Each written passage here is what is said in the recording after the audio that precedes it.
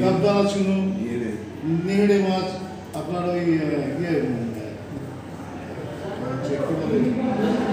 দাঁতনে মাছ, পায়রাতলি, হ্যাঁ, খয়রা, এগুলি ছোটো ছোটো মাছগুলো, এই মাছগুলো একটা সময় মরে যায়। চিংড়ি মাছ 3 মাস ম্যাক্সিমাম যখনই মাথায় ঘিরু জন্মায় মাছ মরে যায়। ঘুরবে চিংড়ি থেকে শুরু করে চাপড়া চিংড়ি, এই মাছগুলো যে নেট দিয়ে ধরা হয় সেই নেটগুলো এরা ওই শুনতে, এরা যেটা বলছে সেটা 4 আঙুল ফাঁসের নেট। তো এই নেটে তো আর ওইসব মাছ আসবে না, তাহলে শুধু বড় মাছ। তাহলে এই মাছগুলো কী হবে?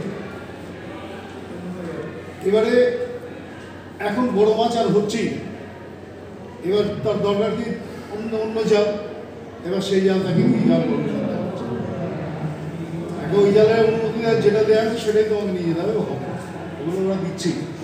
এটা নিয়ে বহুবার দরবার রিসেন্টলি আমরা, আপনারা দেখে নিন, কাগজে দেখেছেন, আমরা ডিপার্টমেন্টে তালা মেরে দিয়েছি। এসটিএম এটা হচ্ছে আমাদের এখানে এমএলএ পরেশ রাম দাস আর শওকত মোল্লার নির্দেশে। এখানে মূলধারী প্রচুর জেলে আছে, এরা সব মূলধারের বাড়ি, প্রচুর জেলে আছে। এবারে ওরা জাল দেবে না, ওরা নাম পরিবর্তন করবে না। তারপরে যখন ফিশিং আরম্ভ হবে, যেটা গত 2 বছর ধরে হয়েছে, যে সময় হয়েছে সেই সময় পেরিয়ে যাচ্ছে, এটা নিয়ে আমরা বারবার দরবার করা সত্ত্বেও ওরা করছে না।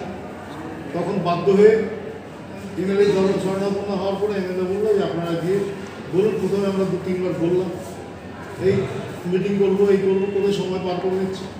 শেষমেশ বাধ্য হয়ে প্রচণ্ড বর্ষার মধ্যে জুলাই মাসে তারা মেরে দেবো। দেওয়ার পরে যে WWF, যে নিরঞ্জন মল্লিক, এখন আগে এখানে ডেপুটি ফিল্ড ডাইরেক্টর ছিল, ফিল্ড ডাইরেক্টর, এখন উনি WWF-এর বোধ হয়